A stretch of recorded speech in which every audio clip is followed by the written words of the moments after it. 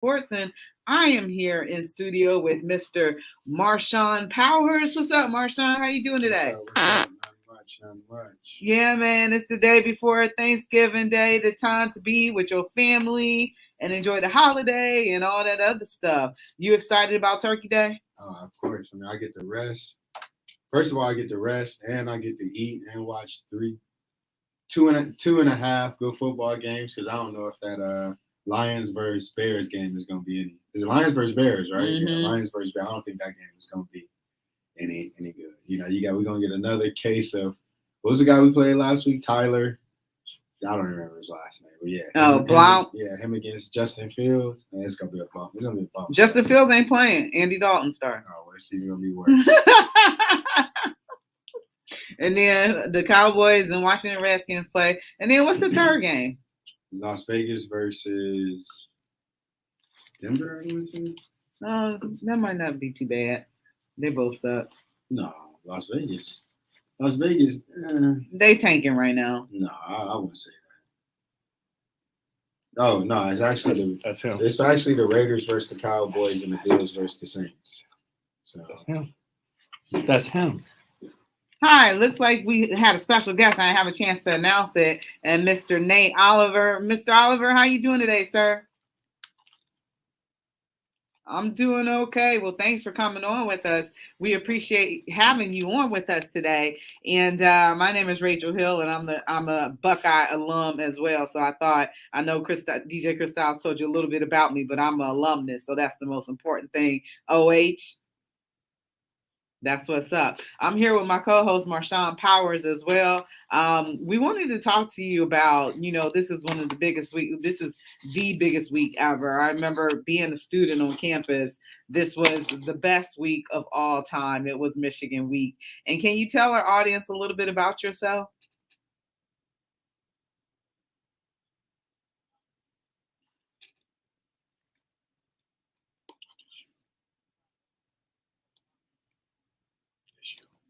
Okay. Did you record? No.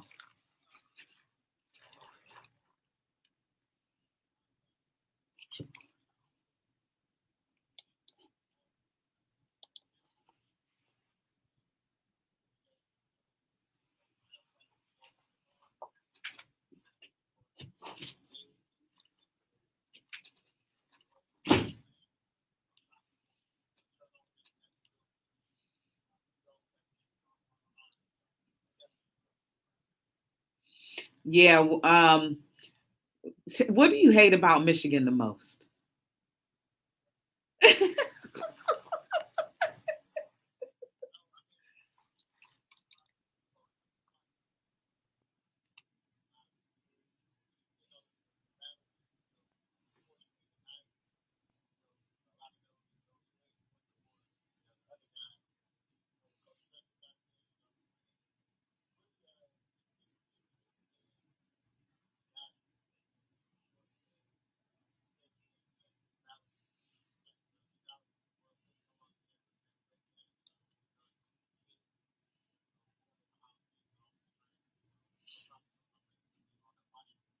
So what made you choose Ohio State? Was there any other schools that you were considering?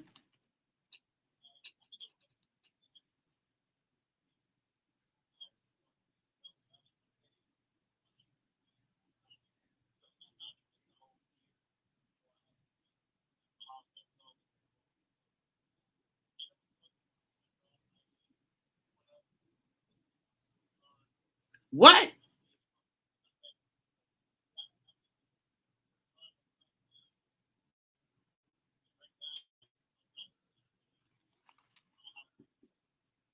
How close were you to possibly going to Michigan, though?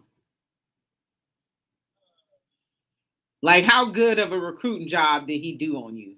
I know you did end up going there, but was there some solid consideration?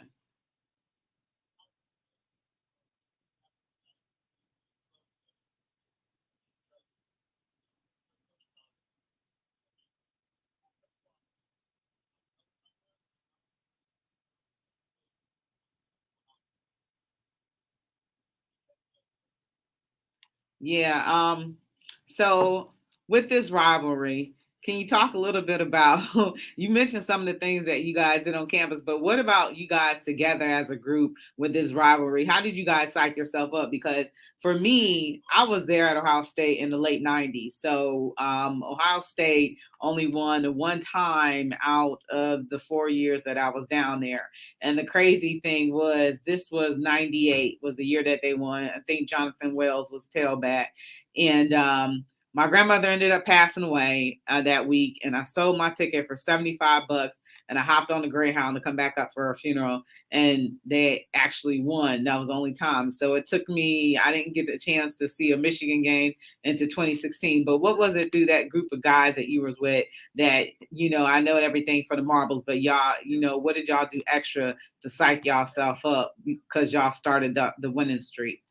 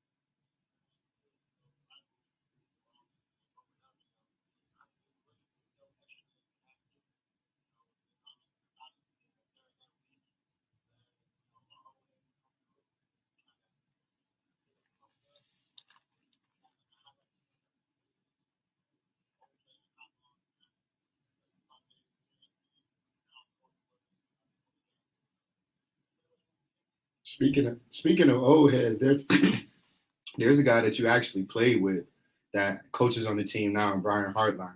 How beneficial do you think it is to, first of all, have somebody who not only started at Ohio State but I would say start in the NFL and been able to bring that back to Buckeye Nation where you have three. I mean, in my opinion, the three best wide receivers in college football right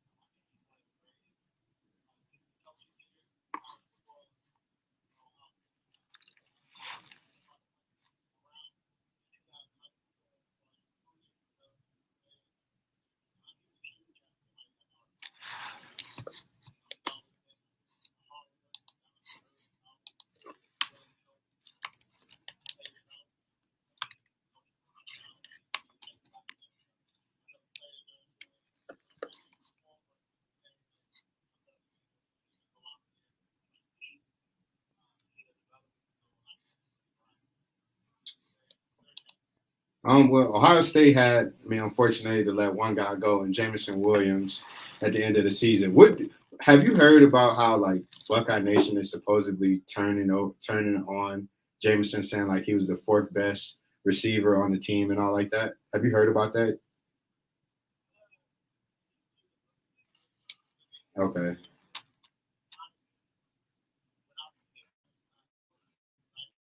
yeah, yeah.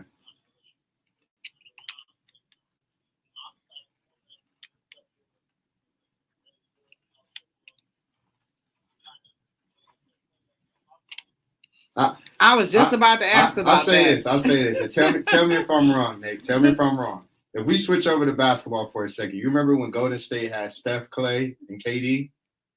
How it was virtually impossible. I mean, no, these are like the three of the greatest shooters in basketball right now. It's virtually impossible to give any of them the MVP because they cancel each other out. That's what I honestly feel. How Garrett Wilson, Jackson Smith and Jigba, and Chris Olave, all three of them are great at what they do.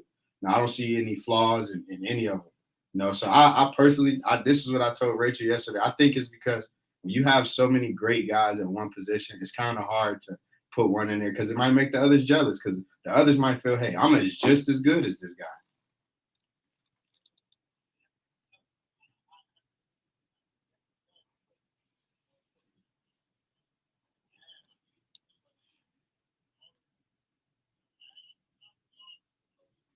Mm-hmm.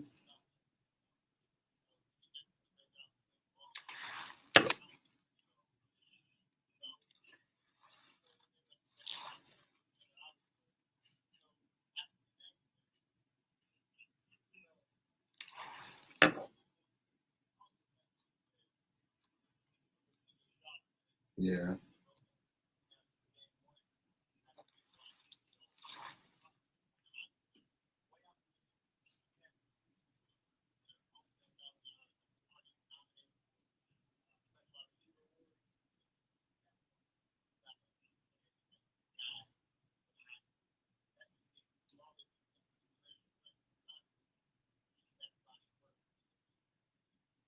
Do you think that if he went out on Saturday and let's say he threw, I'm just throwing a number out there, let's say he threw for 250 yards, 2 touchdowns, and a pick, do you think that would kill his Heisman chances, or are they kind of already been solidified?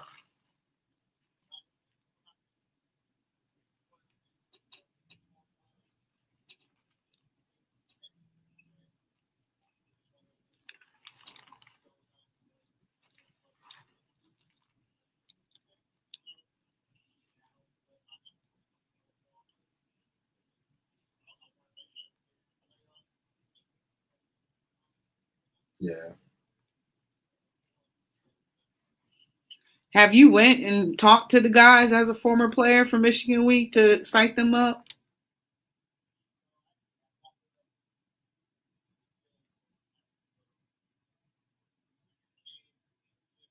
No, I'm sorry.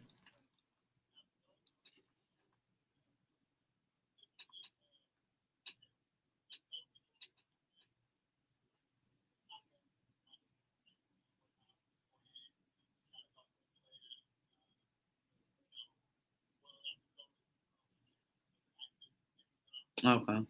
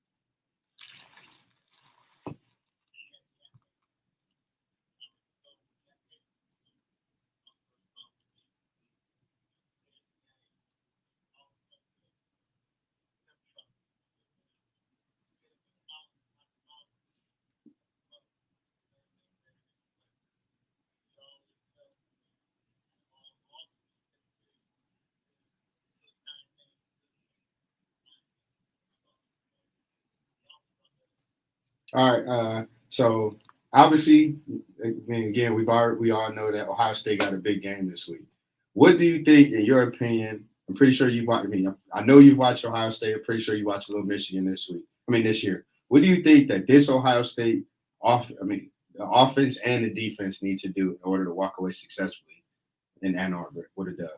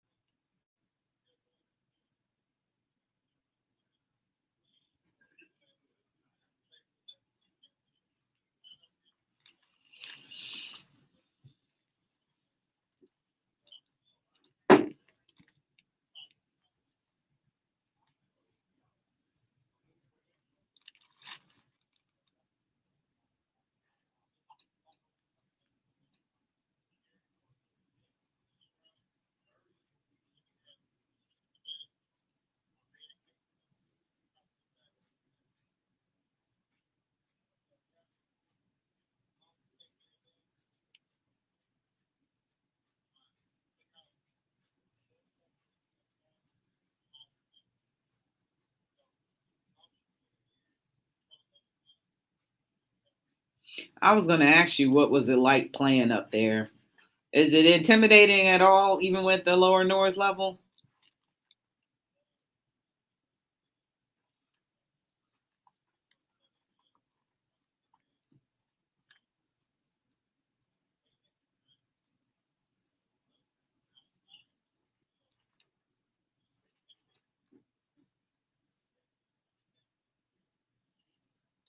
Uh, so you won what? Four gold pads?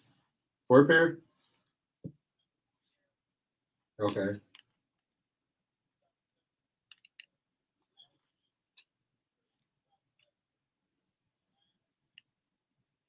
Oh man, that was the year I was active duty in the Navy. I was sick when y'all lost that game, man. I was sick. Yeah. Yeah, I never forget that year, man. I mean, what happened is what happened, but I just didn't think that that was fair. You know, I still to this day am bitter towards the NCAA towards that, and I'm not even a Michigan alum. I'm a Maryland guy, you know. But I, yeah, yeah, no, that's true.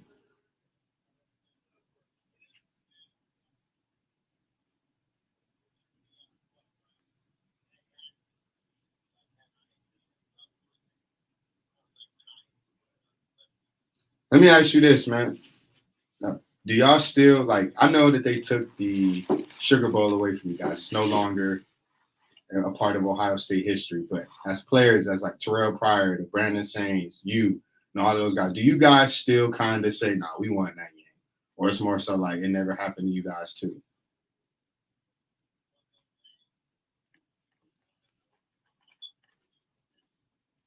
Okay. Mm.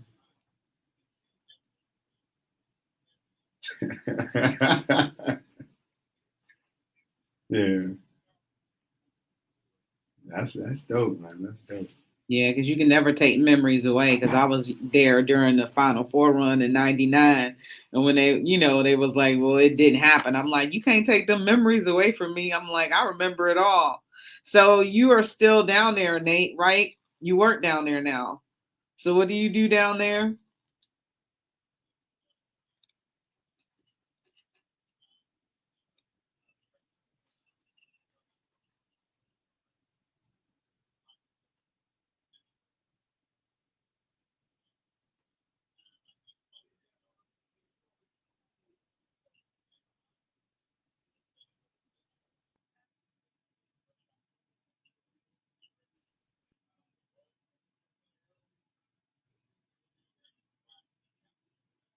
Oh Oh, wow. that's big time right Yeah, there. why they had that program when I was down there?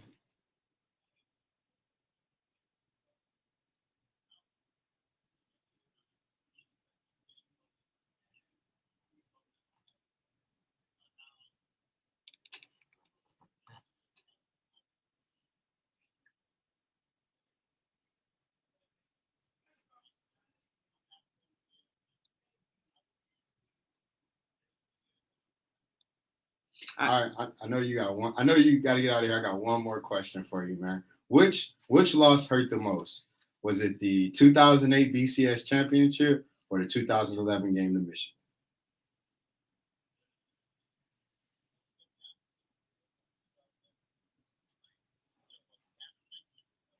Yeah, yeah. mm,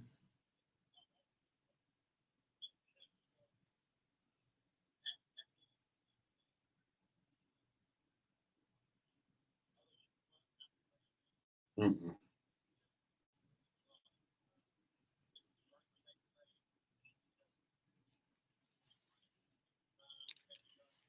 mm-hmm.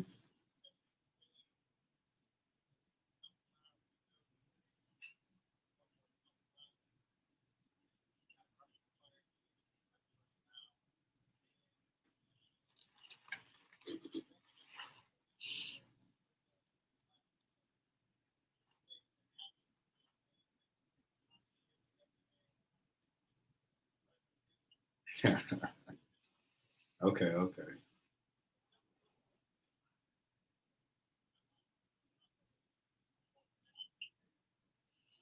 Yeah. Well, Nate, we want to thank you so much for your time. You taking your time out on late notice, being with us today, talking a little, Michigan, talking about you and your experiences as well. We hope you have a wonderful holiday and go Buckeyes. IO. Marshawn, you're supposed to say I'm a IO as Turk, man. I well. can't do it. I'm Ohio He's State supposed guy. I'm an Ohio State by birth. But I'm a Turk, man. I'm sorry. I tell you this. Nate, before you go. When Ohio State came to College Park 2 years ago, when we went, it was like 57, 50 something. I had on my Braxton Miller jersey, and I almost didn't leave the stadium because everybody was disowning me as being a Turk. So there it is. I'm a Buckeye. Buckeye heart. Yeah, Anthony McFarland. Yeah. Had like almost. Yeah. That was. I ain't gonna lie. That was probably one of my favorite Ohio State games I've ever seen in my life. Urban almost looked like he was gonna have a heart attack on the sideline, but hey, I loved every minute of it. All right. Thanks so much, Nate, and happy holidays to you. All right. We're going to go ahead and take a break. You're listening to Her in the Huddle on WOVU 95.9 FM. We'll be right back. I wasn't about to say that, man. Y'all ain't about to indict me. Symptoms are not recognized as being COVID-related. The impact on patients' health can range from mild to totally debilitating. After the initial COVID infection, there are several symptoms that may indicate long-haul COVID or COVID-19 syndrome. These symptoms are shortness of breath, coughing and fever, fatigue and exhaustion, brain fog, atypical chest pain and palpitations, behavioral health issues like depression and anxiety, difficulties with cognition and memory, insomnia and other sleep problems, generalized pain and muscle aches, joint pain and impaired mobility, persistent loss of smell and taste, headaches, diarrhea, skin rashes. To receive more information on post-COVID or long-haul syndrome, visit WOVU.org. Click on the banner at the top of the page and complete a brief survey. This is brought to you by I watched the Cone next game. I watched the Voices United, Burtonville. You watched all the games. You would never say it was They about trash. 25. They go listen. How are they trash? Because listen, this is my definition of trash. If you don't have a star player that can Welcome your back team, to Her in the Huddle trash. with Rachel Hill, the first This lady. same work Bucks got. Hot garbage. Hot garbage. All right. Welcome back to Her in the Huddle on WOVU and 95.9 FM. You can always give us a call at 216-271-0959. You can always listen to us live at WOVU.org. You can also download the WOVU app so you can take us with you on the go. And also you can watch a StreamYard via Facebook, All Sports, All Plays, and also through Rachel L. Hill. That's how you can watch us as well. And unfortunately, I can't see if you are in the chat room, so I do apologize. I can't read it all. But if you are there, we appreciate you being there. Hopefully you are having a good start to your holiday as well. So Marshawn, we just came off of Michigan with Nate Oliver, an Ohio State alum, talking some Michigan. What's up for Saturday? What's up? I mean, it's gonna be a good game. I don't think that Ohio State is gonna blow Michigan out by like 1 million. I think like Nate said, Michigan got two good defensive ends, two good guys that can rush the pass. And one thing that I've always been saying all year is I've yet to see. I mean, I've seen it once. I ain't gonna say I've yet. I've seen it once, and they were missing the top guy in Oregon, where you had a team that put pressure on C.J. Stroud and make him get uncomfortable within the pocket. Because I mean, CJ isn't a mobile guy within the pocket. He got some mobility, but is he a dual threat? Is he Justin Fields? Is he Terrell Pryor? Is he what's my guy from before Justin Fields? I mean before JT Barrett. He's not JT Barrett. He's not Braxton Miller. None of those guys, but he has an arm. So I think if Ohio State if they could keep him contained, keep him blocked, keep the edges contained, and allow him to go to work, then they're gonna win. But if Michigan can, get the pass rush there and get their run game going, it might be a game there for the edges. Well, Michigan comes in at 10-1. Ohio State comes in at 10-1. They haven't came in and matching records in a long time, I believe, since 2006 season, number 1 versus number 2. So, but do you think that those defense, like everybody else, the offensive line can cancel those defensive ends out and block them out, and they're not going to be able to get to CJ? But even if they are, CJ will actually move in the pocket because he was a little bit mobile against Michigan State. It all depends. I mean, Ryan Day said it himself. He said that before Michigan's new defensive coordinator, who's there now, before he came, they were running like a more collegiate style defense. Now they're running a more NFL pro style defense. So he already understands, okay, they're going to try to run some different looks, try to confuse us, try to, create turnovers, create sacks, things of that nature. So I feel like if CJ can read that and play mistake free, then they'll be fine. But if Michigan is able to, confuse them and get some turnovers, like a long day for them. I know for a fact that we're gonna have to see. We're definitely gonna need to see a lot of Travion and a lot of Chop Williams. I'm looking forward to seeing, those guys and how they move the sticks, just in case the pass game does get into a little funk, where you might need a little play action to, get them out of there. So Michigan pretty much fired its entire pro staff and brought in pro professional from people from the NFL. So that's why they playing that pro style defense. But you think CJ can run if he wants to, though?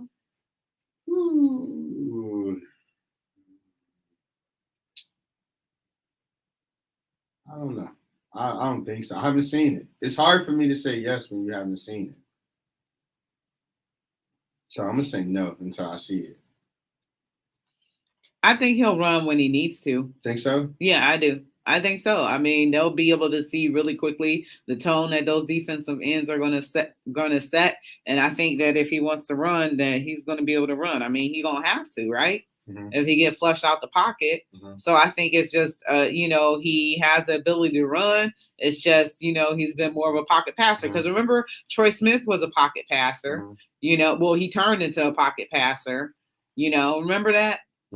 So I think, when the time comes to do different things, it must be done. Because, I mean, they got to beat Michigan.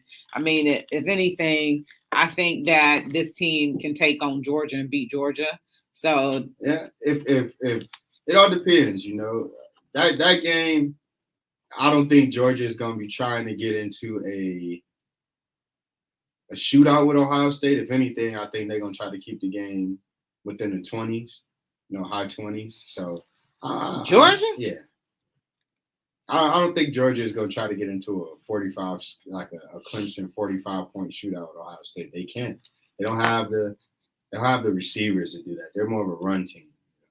So if that, I think that game will be more low scoring. It'll be like maybe a 31-28 game or a 28-24 game, something of that nature. It's not going to be a 45-41 game. Yeah, I think, with this Michigan game, Michigan's coming in highly motivated. They tired of losing to Ohio State. They got this one at home. They haven't beat Ohio State in forever. This is the opportunity. I don't get a chance to watch Michigan much. Let me admit, I'm not watching Michigan if at all. I got a chance to see them play against Michigan State, and that day they had trouble stopping Kenny Walker. So if anything, you can run the ball, and Ohio State has one of the best running backs in all of NCAA. So you can run the ball on them when you get a chance. So they're going to have to try to stop us two ways. They're going to have to try to stop the run, and they're going to have to try to stop the pass. And Nate was right. You got 3 receivers. One has over 1,000 yards. One has over 900. And Chris Olave has the least with 800 something, but he got 13 touchdowns. So Michigan has to find a way to stop us through the air as well. And can that be done? I don't know. I'm looking at some of the comments and.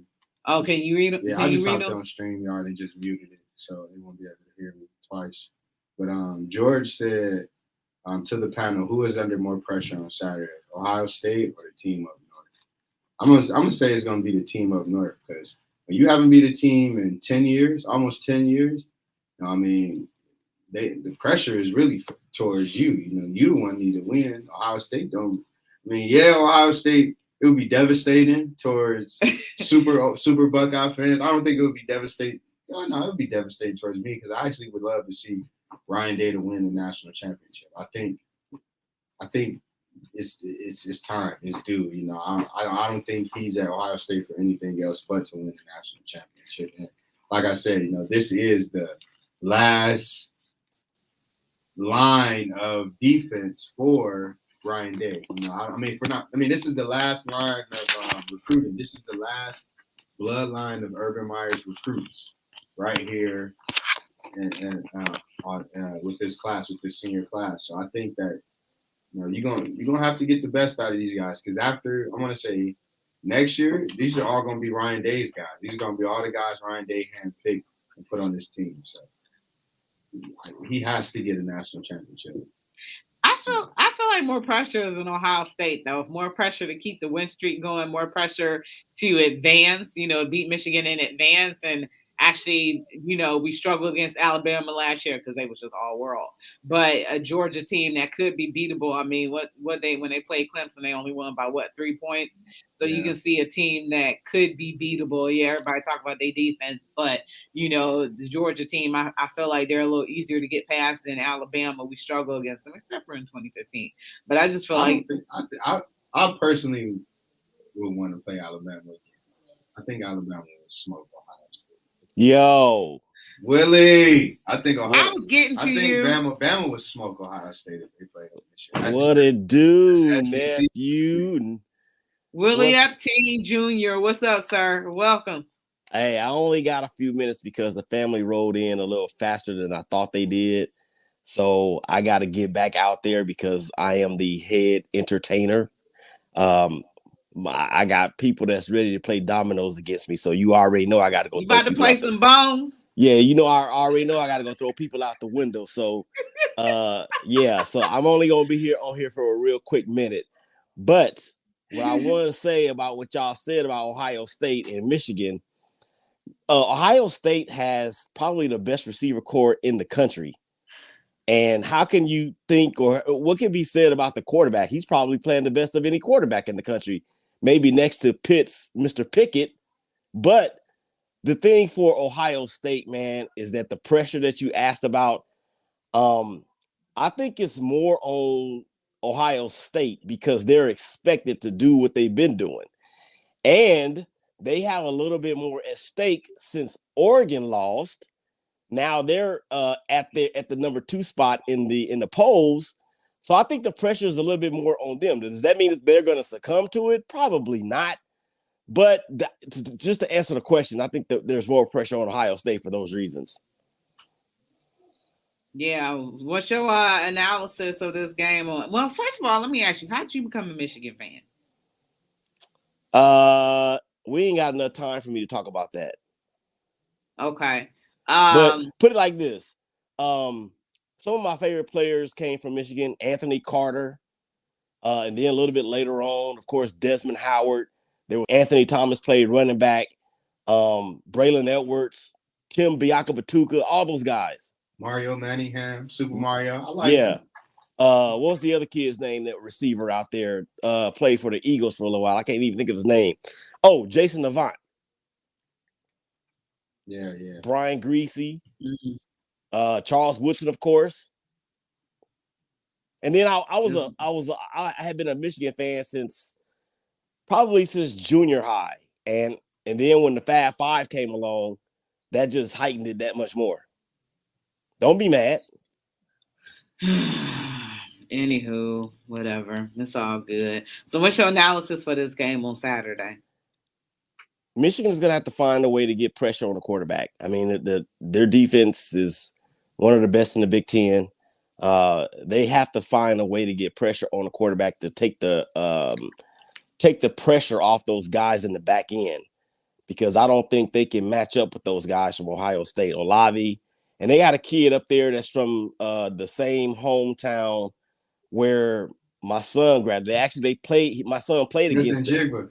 Yeah, him. That's what. Remember the other day we was talking, not to cut you off. I said Crownwell. He's from Rockwell. Yeah, Rockwall. Rockwall. Yeah. Yeah. That's what I was talking about. And my son actually played against them a couple years ago when he was a sophomore, and that kid was a senior, and he was a man amongst boys. So what I'm seeing out of him at Ohio State, I am not surprised whatsoever. He's got all the tools to go to the next level. And look, Ohio State has a lot of players you're going to be seeing playing on Sunday on that squad right now. And their running back room, Master T could start for a lot of Division I programs in this country. Yeah. So I say all that to say this, and then I got to go, y'all, because my wife done already been in here looking me upside my head. Hey, Patricia. Hey, she said, hey, Patrice. Patrice, sorry. Hey, Patrice. So yeah, I'm gonna say that all that being said, Michigan is still gonna win. It's gonna be a high scoring game, 45-41.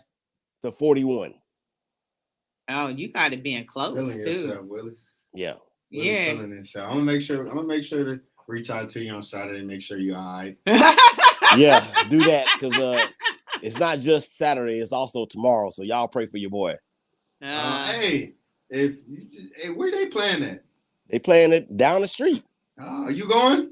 Heck no, man. The tickets like $4,000 a piece. What? Nah, they ain't that much.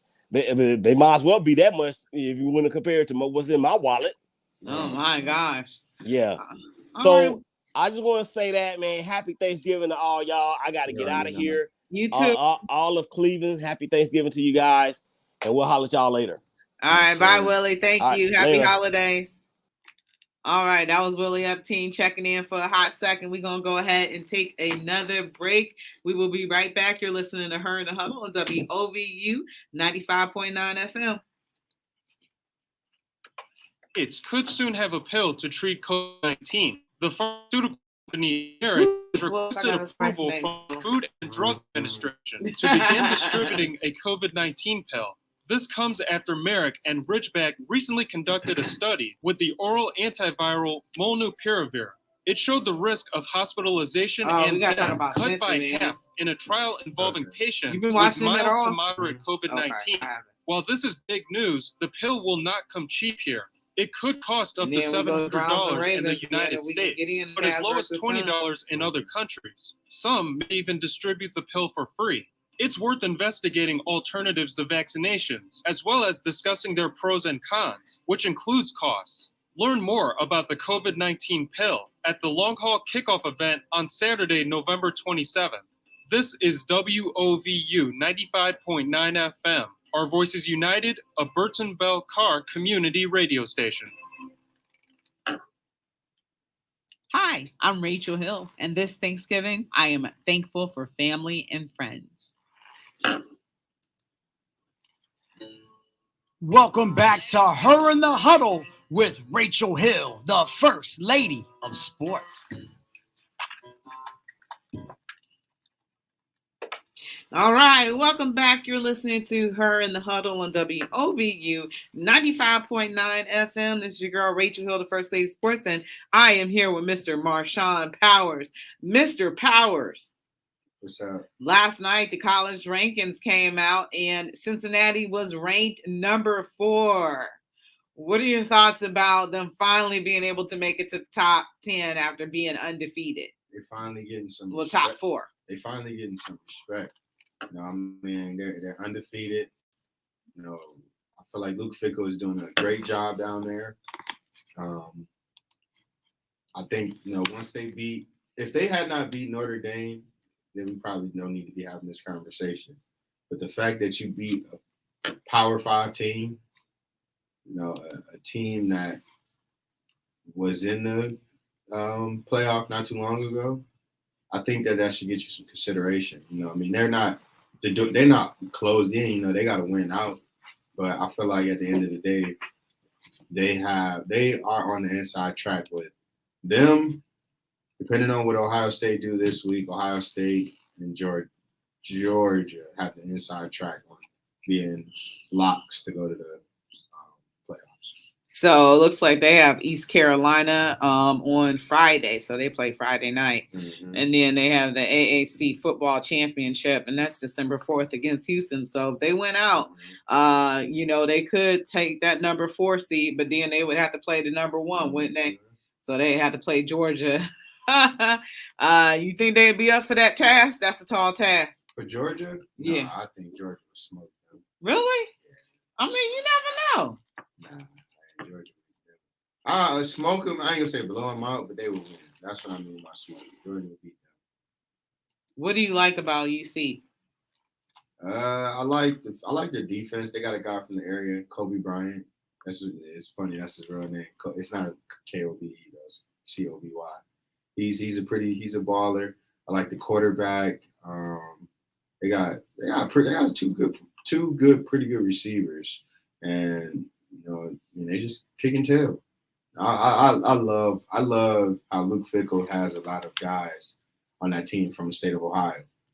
He took a page out of the Jim Tressel book and stayed in state with a lot of guys. Ohio is still a gold mine for good football players, but Ohio State don't want. Ohio State want to, go on the path of what these other programs. Well, that became an Urban Meyer thing. Yeah, it all started when he cut off the Glenville pipeline. Yeah. When he cut off the Glenville pipeline, that's when I knew that it really wasn't the same. Yeah, that's a very unfortunate that was done. Yeah. So, but I'm happy for Cincinnati. Yeah, I'm like the more Ohio teams, the merrier. I told y'all yesterday, if Cincinnati and Ohio State make it at 2 and 3, I want to see them play at First Energy Stadium in the cold and they element. All of these Ohio fans and Ohio and Ohio State Cincinnati fans ain't trying to go to Louisiana. No, Marshawn. We would love to see that.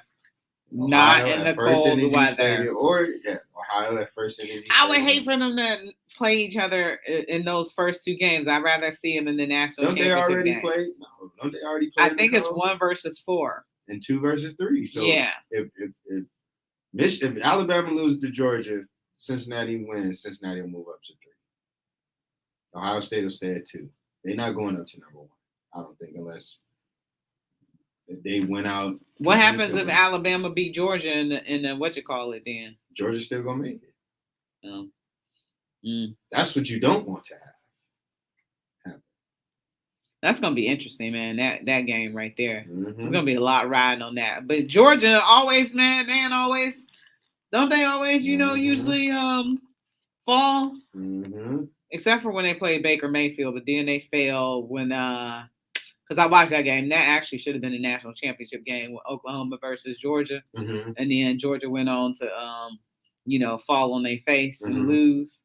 But I'm really happy for Cincinnati. I think it's great for their program. I think it's great for Luke Fickell.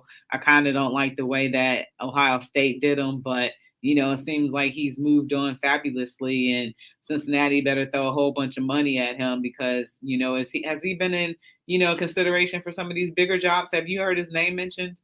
Luke? Yeah. Yeah. I've heard his name been linked to the USC job.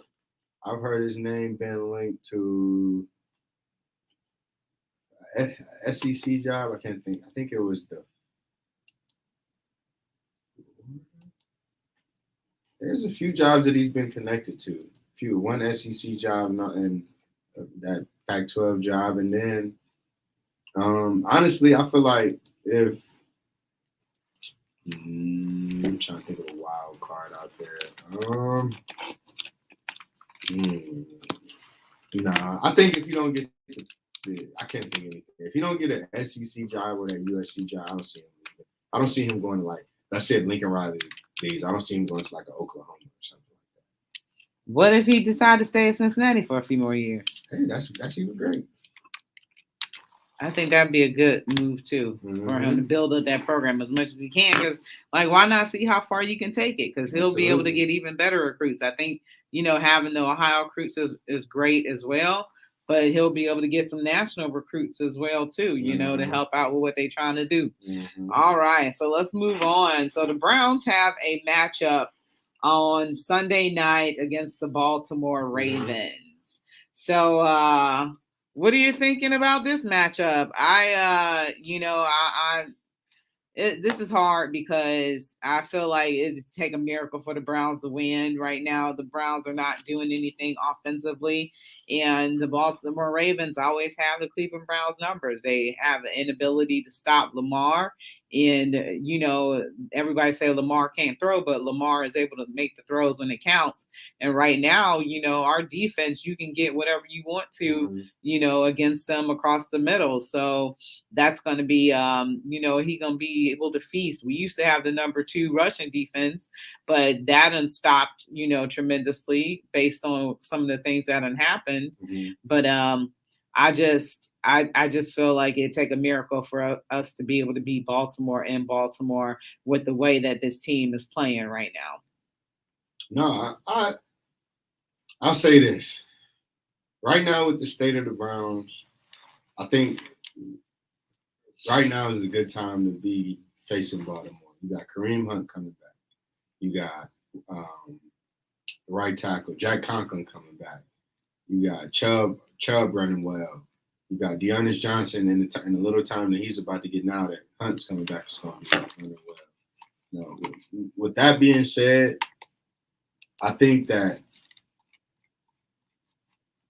the Ravens are going to be looking to shut down the run. I say this again every week. They're gonna make Baker Mayfield win this game on his own. You know, I hope he's able to stay healthy. Will he stay healthy? I don't know, because the first half of the Lions game, the man looked healthy. Second half, the man was hobbling around. So I don't know. But I'll say this. You know, I think now, with the importance of this game, I think Stefanski is definitely going to be more alert, more aware of how Baker is feeling. You know, I don't think Stefanski is going to be put in a situation where he allows Baker to throw 2 picks again. I think either A, he's going to sit him, or B, Baker's going to get hurt and it's going to force him to sit him. You think the Baltimore defense is going to hurt Baker? I mean, this is a division game. You think they're going to be soft on Baker? You think they're going to say, oh, it's Baker, man. You know, we're going to take it easy. We know Baker, both his legs is beat up, shoulders beat up. You know, we just go, you know, we're going to tag him. We're going to lay him on the ground kind of soft. No, they ready. You see how the Lions was trying to kill Baker and they had nothing to lose. Baltimore got everything to lose and they still going to try to kill Baker. You know, so we know what the game plan is going to be. Run, screen to the tight end. Run, screen to the tight end. Hopefully some screens to the running back, since you got Kareem Hunt, who is a great pass catcher. Screens to the running back. Yeah. No, but, man, like, I know you can't ask for a lot, but I would just love to see a compliment 300-yard, 4-touchdown game from Baker. I would just love it. I know we always can't get what we want, but man, I would love. That would probably keep me off of him for at least the remainder of the year. You think he's gonna be able to throw the ball downfield? Man, you got no choice at this point. Because you've only gotten that performance, you know, pretty much once in the past, 6 weeks? Yeah. Against Cincinnati. Where he looked amazing, but outside of that, it's been poo-poo. Well, I don't think he threw 300 yards against. Did he throw 300 against? Nah, he threw for 2-something. Yeah, so I mean, I honestly think that if he protects himself and, you know, throws for 300, that'll keep a lot of fans off him. He's thrown for 300 twice in the season. He threw for 321 against the Chiefs, and 305 against the Chargers. Both resulting in losses. So it seems like when he throws less, we win the game. Yeah. But those were also defensive issues as well.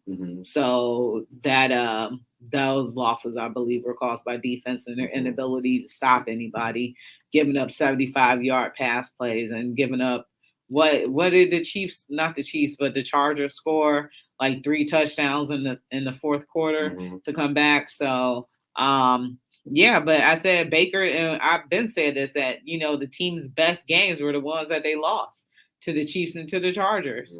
And their offense doesn't seem like it's been in sync since, except for the Cincinnati game. But, that's an indictment on Kevin Stefanski as well. Kevin Stefanski has to call better plays. This Baltimore Ravens defense is one of the best in the league, and they're not going to tolerate no tomfoolery. So this isn't, Kevin Stefanski has to do better. He says every week, I have to do better. Well, Kevin, guess what? This week, you actually have to do better because this is your division rival. What is Baltimore? 7-5? So they're right behind us. You win this game, you are. No, they're 7-3. 7. Oh, well, okay. 7-3, 7-4. Something.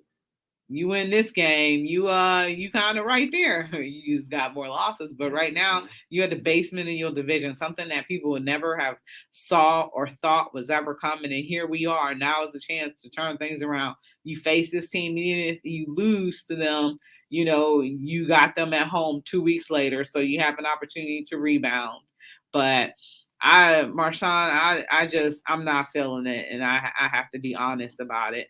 I'm not feeling it at all.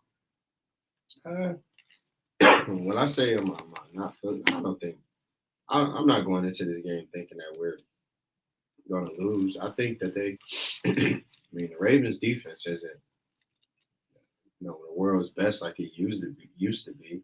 We always, our pass game may not perform the best, but we always, run the ball really well on Baltimore. So I don't know. I put $100 bet on this game already yesterday. So you did?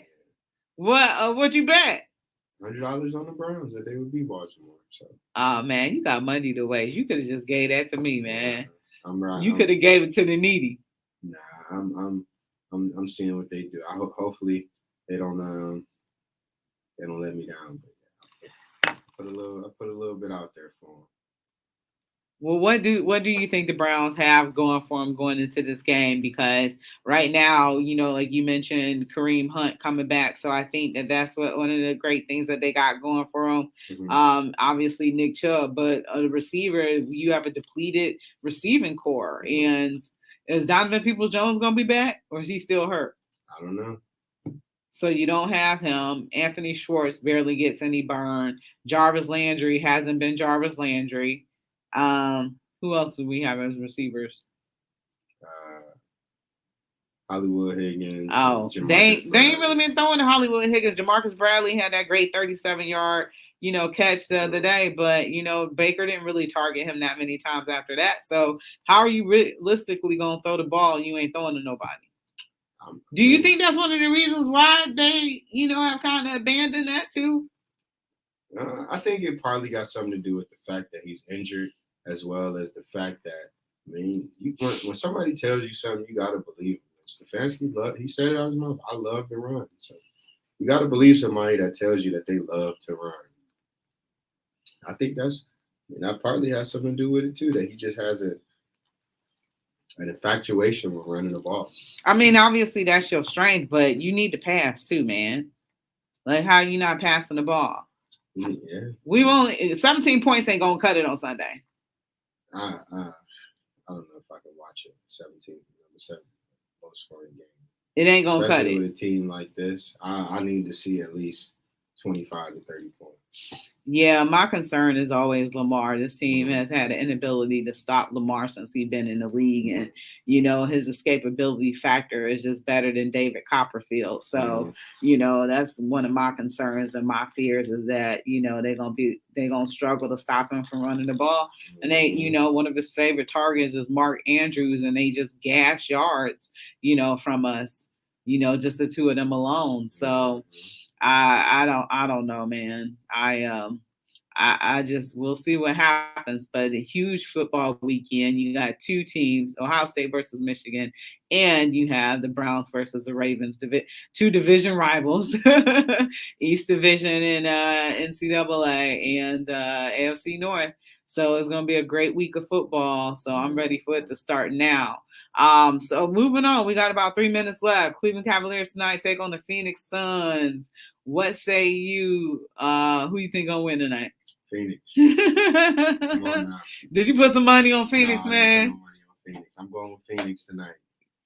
Chris Paul, Devin Booker, DeAndre, JaVale, Mikal Bridges. It might be kind of bad. Yeah, it's a scary night for the Cavs.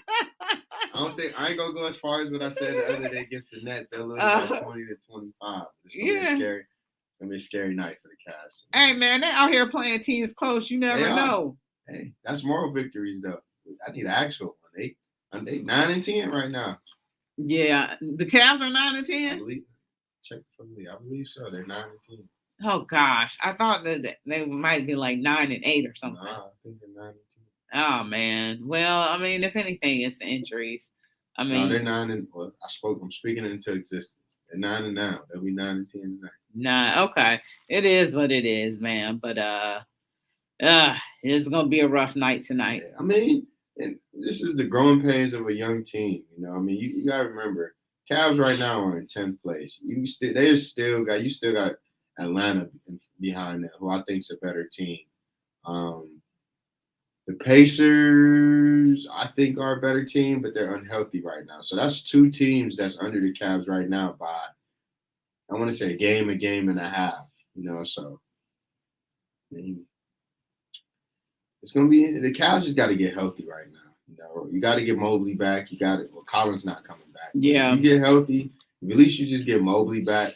They can still stay in contention of the top 12 spots, but you know, right now I see a free fall right now until they get healthy. Yeah, and we gotta start thinking trade too as well.